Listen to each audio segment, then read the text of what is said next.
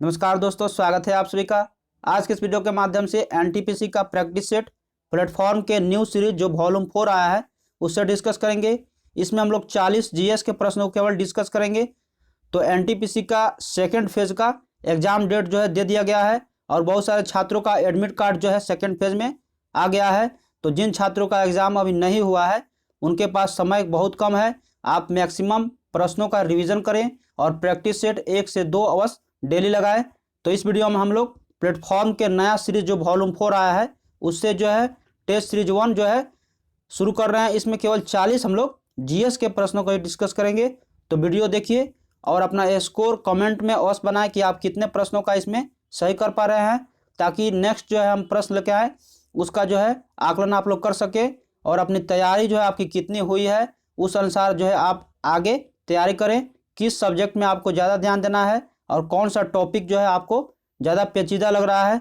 तो प्रश्न पूरा बनाइए और स्कोर अपना श्योर बताइए कि आपके कितने सही हो रहे हैं। तो आइए देखते हैं। पहला क्वेश्चन है, सार्वजनिक प्राधिकरणों के साथ साथ निजी व्यक्तियों दोनों के विरुद्ध कौन सा रिट जारी किया जा सकता है। आंसर इसका करिएगा। आंसर होगा ऑप्शन नंबर ए, बंदी प्रत्यक्षीकरण। याद रखना है आपको, सार्वजनिक प्राधिकरणों के साथ साथ निजी व्यक्तियों के दोनों के विरुद्ध बंदी प्रत्यक्षीकरण का रिट जारी किया जा सकता है। याद रखना है आपको, उच्चतम न्यायालय अनुच्छेद 32 के अंतर्गत और उच्च न्यायालय अनुच्छेद 226 के अंतर्गत 5 प्रकार के रिट जारी कर सकता है, जिसमें है बंदी प्रत्यक्षीकरण, परमादेश, उत्प्रेषण, अधिकार परीक्षा और प्रतिषेध। तो इसका आंसर होगा ऑप्शन नंबर ए, बंदी प्रत्यक्षीकरण। नेक्स्ट है, भारत की भूमि का क्षेत्रफल संपूर्ण विश्व की भूमि के क्षेत्रफल का कितना % है। आंसर होगा ऑप्शन नंबर डी, 2.4%। भारत की क्षेत्रफल जो है संपूर्ण विश्व के क्षेत्रफल का 2.4% है। जबकि जनसंख्या अगर पूछा जाए तो याद रखना आपको, विश्व की जनसंख्या का भारत का जनसंख्या कितना है, 17.5%, 17.5% जो है जनसंख्या है। नेक्स्ट है, निम्नलिखित में से कौन भारत और श्रीलंका के बीच विभाजक का कार्य करता है। आंसर होगा ऑप्शन ए, पाक जलडा मुहम्मद भारत और श्रीलंका के बीच विभाजक का कार्य करता है। दक्षिण में श्रीलंका भारत से पाक जल संधि तथा मन्नार की खाड़ी से अलग होता है। 9 डिग्री चैनल ये किसके मध्य है, तो याद रखिएगा लक्षद्वीप और मिनिकॉय के 10 डिग्री चैनल जो है अंडमान और निकोबार के मध्य है। और कभी कभी भारत और श्रीलंका के बीच जो है दूरी पूछ जाता है, तो याद रखना है आपको 54.8 किलोमीटर है भारत और श्रीलंका के बीच की दूरी। नेक्स्ट है, कढ़ाई की कला टोडा की शुरुआत किस राज्य से हुई। आंसर करिएगा इसका, कढ़ाई की कला टोडा की शुरुआत तमिलनाडु से हुई। याद रखना है आपको, कढ़ाई की कला टोडा की शुरुआत तमिलनाडु राज्य से हुई है। और यहाँ की प्रमुख जनजाति जो है टोडा, कोटा, टोटकोटा ये सभी जो होते हैं, और नीलगिरी के जो मूल निवासी जो हैं जनजाति वहाँ के, तो उन्हीं के द्वारा यह शुरुआत हुई। नेक्स्ट है, नागरिकों के मौलिक अधिकारों और भारतीय संविधान का संरक्षक यानी गारंटर कौन होता है। आंसर होगा ऑप्शन ए, भारत का सर्वोच्च न्यायालय नागरिकों के मौलिक अधिकारों और भारतीय संविधान के संरक्षक का गारंटर जो होता है सुप्रीम कोर्ट होता है। और यह जो है आर्टिकल 32 में यह विशेष प्रावधान ठहराता है कि मौलिक अधिकारों को लागू करने का, और यहाँ पे संरक्षक जो होता है सर्वोच्च न्यायालय है। तो आंसर होगा ऑप्शन ए। नेक्स्ट है, किस लड़ाई ने ब्रिटिश के शासन का मार्ग जो है भारत में प्रशस्त किया। किस लड़ाई ने बंगाल पर ब्रिटिशों के शासन का मार्ग प्रशस्त किया। आंसर बताइएगा इसका। आंसर होगा ऑप्शन ए, प्लासी का युद्ध। प्लासी का युद्ध बंगाल पर ब्रिटिशों का मार्ग जो वहाँ पे शासन का यहाँ पे प्रशस्त कर दिया था। कब, तो 1757 ईस्वी में प्लासी की लड़ाई, और 1764 में बक्सर के युद्ध के बाद अंग्रेजों द्वारा जीत लिया गया बंगाल पर ब्रिटिशों का यहाँ पे मार्ग प्रशस्त हो गया और शासन उन्होंने अपना शुरू कर दिया था। उस समय वहाँ के नवाब जो थे कौन थे, तो सिराजुद्दौला थे, आपको याद रखना है। आइए नेक्स्ट क्वेश्चन है, निम्नलिखित में से कौन सा world network of biosphere reserve का हिस्सा है। आंसर बताना है आपको, कौन सा इसमें से world network of biosphere reserve का हिस्सा है। आंसर होगा option C Nilgiri. Nilgiri world network of biosphere reserve का हिस्सा है। नीलगिरी की पहाड़ी तमिलनाडु में जो है एक ब्लॉक पर्वत का उदाहरण है, याद रखिएगा आप। और यह मुख्यतः चारकोनाइट पठार से बनी हुई है और इसकी सबसे ऊंची चोटी कभी कभी पूछी जाती है तो दोदा बेटा है, ये आपको याद रखना है। और दक्षिण भारत की दूसरी सबसे ऊंची चोटी है दोदा बेटा, तो यह भी प्रश्न पूछा जाता है। आंसर होगा इसका ऑप्शन सी। नेक्स्ट है अटलांटिक महासागर को प्रशांत महासागर से जोड़ती है कौन सा नहर? आंसर होगा ऑप्शन बी पनामा नहर। याद रखिएगा पनामा नहर अटलांटिक महासागर को प्रशांत महासागर से जोड़ती है और इसका निर्माण कब हुआ था? 1914 में हुआ था। और विश्व का सबसे व्यस्तम नहर अगर पूछा जाए तो याद रखना आपको पनामा नहर ही है। नेक्स्ट है राष्ट्रीय लेखा सांख्यिकी किसके द्वारा जारी किया जाता है? राष्ट्रीय लेखा सांख्यिकी किसके द्वारा जारी किया जाता है? आंसर बताइए इसका। आंसर होगा ऑप्शन नंबर ए केंद्रीय सांख्यिकी संगठन के द्वारा, CSO के द्वारा, यानी सेंट्रल स्टैटिक ऑर्गेनाइजेशन के द्वारा राष्ट्रीय लेखा सांख्यिकी जारी किया जाता है। याद रखना आपको इसका मुख्यालय नई दिल्ली में है और CSO की स्थापना 2 मई 1991 को हुई थी CSO की स्थापना। और प्रतिवर्ष यह कब मनाया जाता है? तो 29 जून को मनाया जाता है राष्ट्रीय सांख्यिकी दिवस। नेक्स्ट है बास्केटबॉल के खेल में जब कोई खिलाड़ी रिम के क्षैतिज ऊपर हवा में कूदते हुए खुद को नियंत्रित करते हुए या दोनों हाथ से बास्केट गेंद को डालकर स्कोर करता है तो यह शॉट जो है क्या कहलाता है? आंसर होगा इसका ऑप्शन डी डंक। बास्केटबॉल में जब खेल होता है तो कोई खिलाड़ी रिम में क्षैतिज ऊपर हवा में कूदते हुए जब खुद को नियंत्रित करता है या दोनों हाथों से गेंद को स्कोर करता है तो उस शॉट को कहते हैं डंक। आंसर होगा ऑप्शन डी। याद रखना आपको बास्केटबॉल खेल की शुरुआत कहाँ से हुई थी? USA के द्वारा बास्केटबॉल खेल की शुरुआत हुई थी और FIBA की स्थापना 1932 में किया गया, तो याद रखिएगा आप। और कुछ जो है शब्द बास्केटबॉल खेल में संबंधित होता है जिसे ring guard, point, dead ball, तो ये सभी प्रश्न जो है पूछे जाते हैं, तो इसे भी याद रखना है आपको। नेक्स्ट है भारतीय संसद के किसी सत्र को बुलाने और स्थगित करने की शक्ति किसके पास है? आंसर होगा ऑप्शन डी राष्ट्रपति। भारतीय संसद के किसी सत्र को बुलाने और उसको स्थगन करने का शक्ति जो होता है राष्ट्रपति के पास होता है। लोकसभा एवं राज्यसभा के अधिवेशन राष्ट्रपति के द्वारा ही बुलाए जाते हैं और उसको स्थगित भी किए जाते हैं। और लोकसभा या राज्यसभा के 2 बैठक जो होते हैं 6 माह का अंतर होता है, तो यह 6 माह का अधिकतम अंतर होना चाहिए। नेक्स्ट है निम्नलिखित में से कौन सा निकाय संवैधानिक निकाय नहीं है? कौन सा निकाय इनमें से संवैधानिक निकाय नहीं है? आंसर करिएगा इसका। आंसर होगा ऑप्शन नंबर ए राष्ट्रीय महिला आयोग।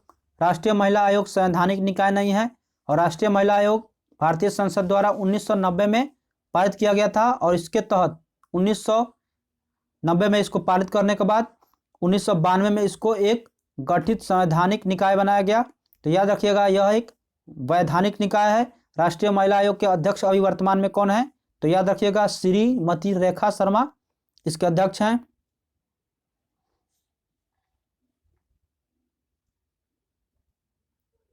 नेक्स्ट है 30 नंबर से क्वेश्चन, आइए देखते हैं। 30 नंबर है देशांतरीय विस्तार के कारण अरुणाचल प्रदेश और गुजरात के बीच का जो टाइम लाइन होता है, टाइम लैग यानी समांतर जो होता है कितना है? आंसर होगा ऑप्शन नंबर ए 2 घंटा। देशांतरीय विस्तार के कारण अरुणाचल प्रदेश और गुजरात के बीच 2 घंटे का समय अंतर है। एक देशांतर की दूरी तय करने में पृथ्वी को कितना समय लगता है? 4 मिनट। 4 मिनट का समय लगता है। और अरुणाचल प्रदेश और गुजरात के बीच जो है कुल कितना देशांतर का अंतर पूछा जाए तो 30 डिग्री होता है, तो याद रखिएगा 30 × 4 अगर आप करते हैं तो कितना हो जाएगा? 120 मिनट होगा। और इसी को आप घंटा में कन्वर्ट करिएगा तो 2 घंटा हो जाएगा। नेक्स्ट है वाराणसी के पास सारनाथ स्तंभ किसने बनवाया था? आंसर होगा option number B Ashok. Varanasi के पास सारनाथ स्तंभ अशोक ने बनवाया। भारत में शिलालेखों का प्रचलन किसने शुरू किया था? तो सर्वप्रथम अशोक ने किया था। नेक्स्ट है, हैंडबॉल के खेल में रेफरी द्वारा येलो कार्ड दिखाया गया, यह किसका संकेत होगा? आंसर होगा ऑप्शन नंबर डी, चेतावनी। हैंडबॉल के खेल में रेफरी अगर येलो दिखाता है कार्ड तो यह समझिए चेतावनी का संकेत है। हैंडबॉल खेल की जो टीम होता है तो प्रत्येक टीम में इसमें 11 खिलाड़ी होते हैं और वर्तमान में FIAA यानी international federation of amateur handball, ये प्रत्येक टीम जो है आधिकारिक 7 खिलाड़ियों के रूप में स्थापित करता है। तो आंसर होगा इसका ऑप्शन डी। नेक्स्ट है, हाल ही में द्विपक्षीय नौसैनिक अभ्यास बोंगो सागर के दूसरे संस्करण का आयोजन किन 2 देशों के बीच किया गया? आंसर होगा ऑप्शन सी, भारत और बांग्लादेश। याद रखना आपको, द्विपक्षीय नौसैनिक अभ्यास बोंगो सागर का दूसरा संस्करण यह जो किया गया सेकंड, यह भारत और बांग्लादेश के बीच किया गया। नेक्स्ट है, निम्नलिखित में भारत में जो निर्माणाधीन विश्व का दूसरा सबसे बड़ा मालवाहक रेल परिचालन जो है नियंत्रण केंद्र जो है बन रहा है, किस शहर में बन रहा है? भारत में अभी निर्माणाधीन जो है विश्व का दूसरा मालवाहक जो रेल का परिचालन जो रहा है किस शहर में बन रहा है? आंसर होगा ऑप्शन ए, प्रयागराज में। प्रयागराज में विश्व का दूसरा सबसे बड़ा मालवाहक रेल परिचालन केंद्र बन रहा है। तो कहां पे? तो प्रयागराज में। नेक्स्ट है, 2019 का रेमन मैग्सेसे अवार्ड किस भारतीय को दिया गया? आंसर होगा ऑप्शन ए, रवीश कुमार को। रवीश कुमार को रेमन मैग्सेसे 2019 दिया गया है। नेक्स्ट है, इसरो ने किस वर्ष तक वीनस मिशन को लॉन्च करने की घोषणा की? आंसर होगा ऑप्शन डी, 2025 तक इसरो ने वीनस मिशन लॉन्च करने की घोषणा की है। नेक्स्ट है, जम्मू कश्मीर और लद्दाख केंद्र शासित प्रदेश का गठन किया गया, कब किया गया है? आंसर होगा ऑप्शन सी, 31 अक्टूबर 2019 को जम्मू कश्मीर और लद्दाख को केंद्र शासित प्रदेश का गठन किया गया है। और भारत का सबसे बड़ा केंद्र शासित प्रदेश जो है इसी के बाद जो है अब बन गया है केंद्र शासित प्रदेश लद्दाख बन गया है। यही प्रश्न जो है आपको याद रखना है। नेक्स्ट है, नाटो का 30वां सदस्य जो है कौन सा देश बना?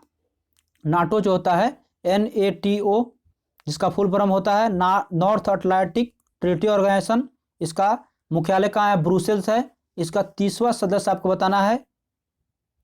आंसर होगा ऑप्शन ए, मैसेडोनिया।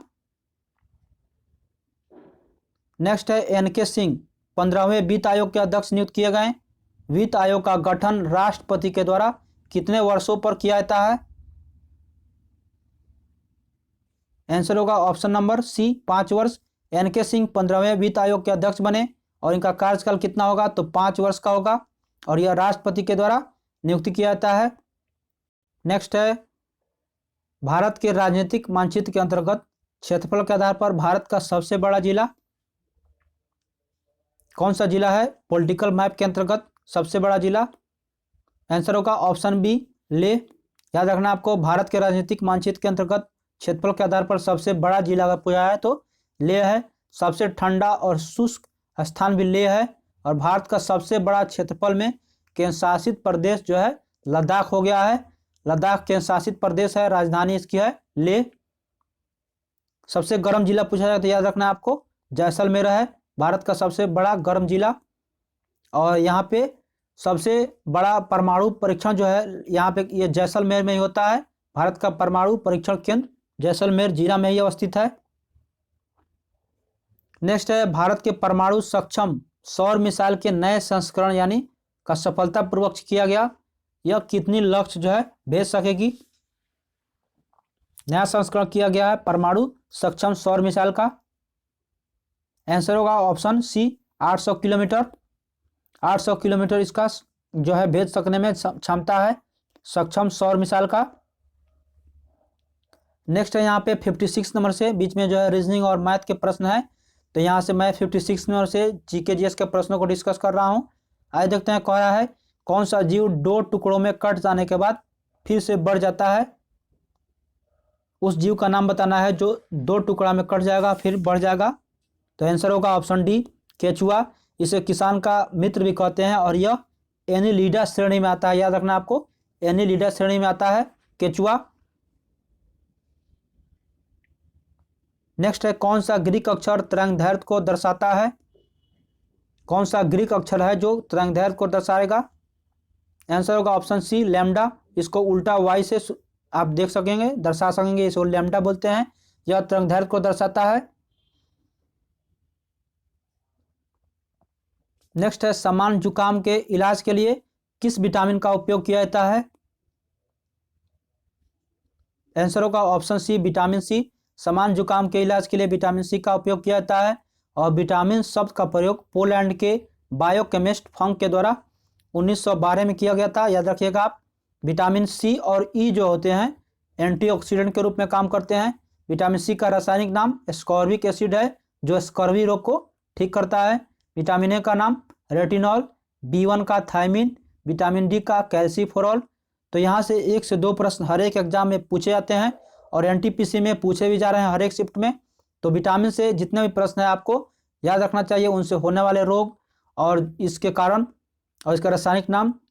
नेक्स्ट है यदि किसी ध्वनि तरंग की आवर्तकाल 0.02 सेकेंड है तो उसकी आवृत्ति क्या है? न्यूमेरिकल है, इसका आंसर बनाइएगा। आंसर होगा 50 हर्ट्ज। आवृत्ति का ऐसा ही मात्रक हर्ट्ज होता है और आवर्तकाल का व्युत्क्रम जो होता है आवृत्ति कहलाता है। ध्वनि तरंग अनुदैर्घ्य होती है यानी लॉन्गिट्यूडनल होती है। तो आंसर होगा ऑप्शन सी 50 हर्ट्ज। इसको बना लीजिएगा, न्यूमेरिकल का प्रश्न है ये। नेक्स्ट है कौन भारत की पहली स्वदेश निर्मित पनडुब्बी है? आंसर होगा ऑप्शन ए साल्की। साल्की भारत का पहला स्वदेश निर्मित पनडुब्बी है।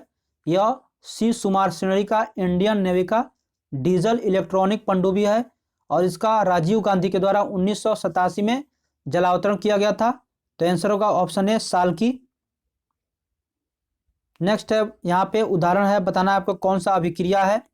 MnO2 4HCl, उसके बाद अभिक्रिया है MnCl2 प्लस 2H2O और प्लस Cl2। यह किस प्रकार के अभिक्रिया का उदाहरण है?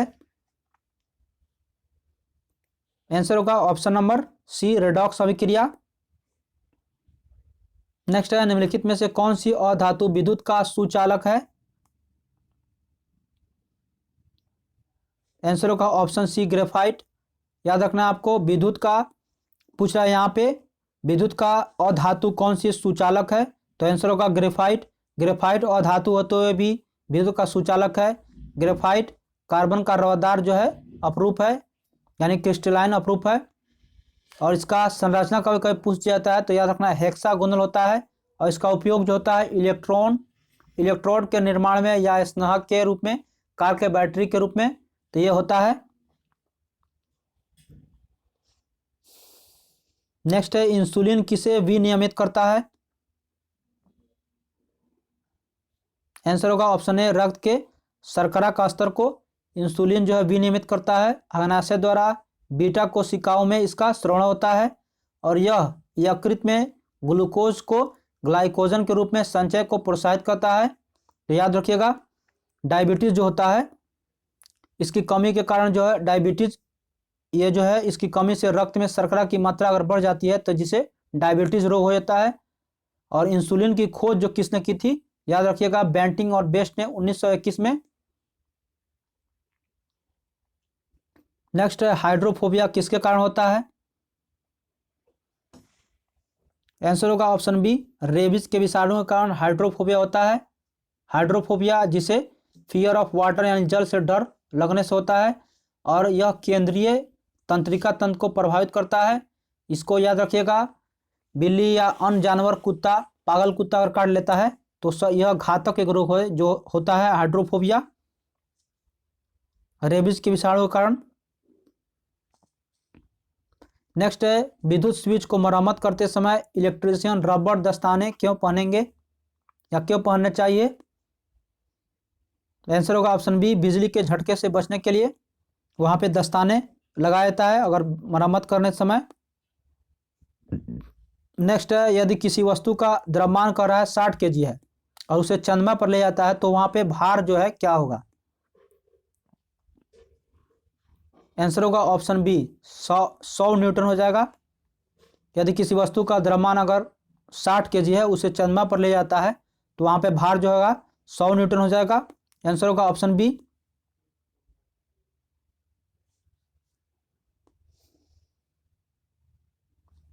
नेक्स्ट क्वेश्चन है, मैकेनिक साइकिल या मोटर के गतिशील हिस्सों में ग्रीस क्यों लगाता है?